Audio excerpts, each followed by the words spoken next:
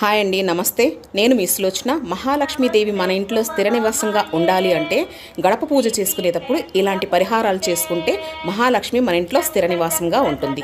అది ఎలాగూ అంటే, ముందుగా ఒక నిమ్మకాయను తీసుకుని 2 భాగాలుగా కట్ చేసి ఒక భాగములో పసుపు, రెండవ భాగంలో కుంకుమను ఇలా నీట్గా ఎడతెరిపి లేకుండా కుంకుమను పసుపును అద్ది రెడీగా ఉంచుకోండి.